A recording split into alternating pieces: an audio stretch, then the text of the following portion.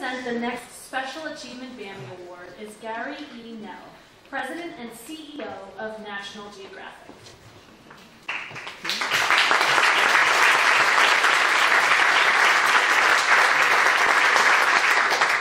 Like you know, I'm here representing the media. So, at National Geographic, we've been around for 126 years, inspiring, illuminating, and teaching.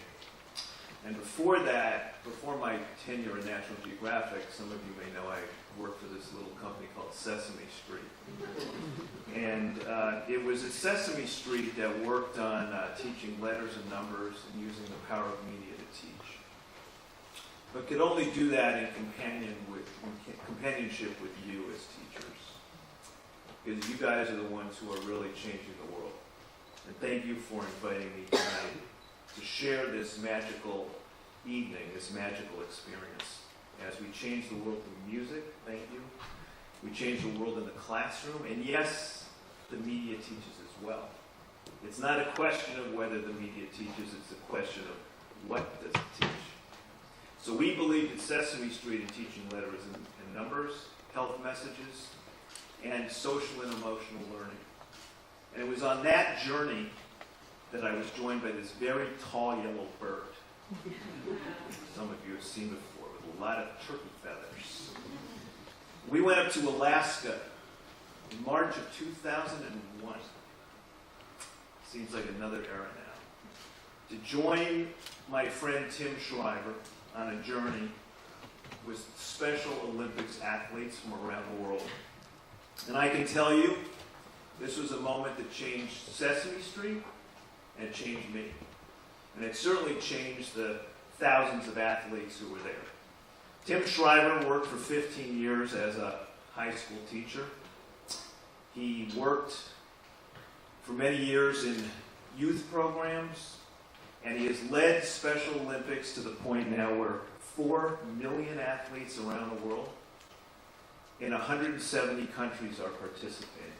And this is about inclusion.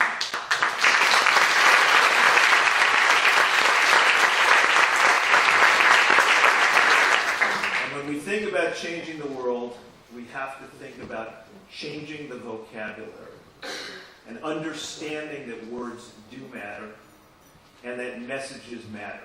And no one has changed the vocabulary around inclusion and inclusiveness more than my good friend, Tim Shriver. Let's hear it for the special Bammy Award.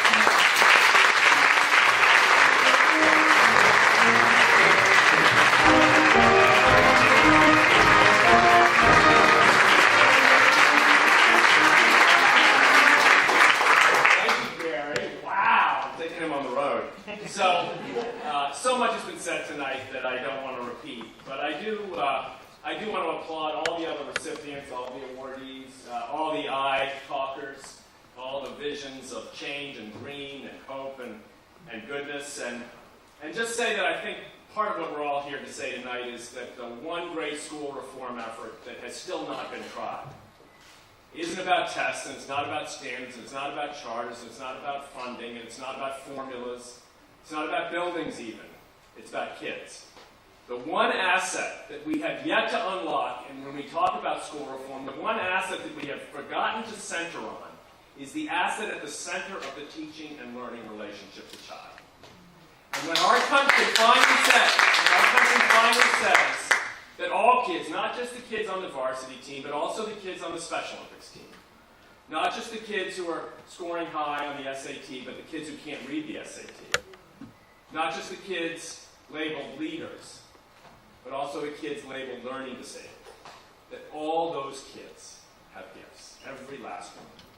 That every one of them has a desire to make a difference. Every one of them has a desire to contribute. Every one of them has a longing, a hope, a dream.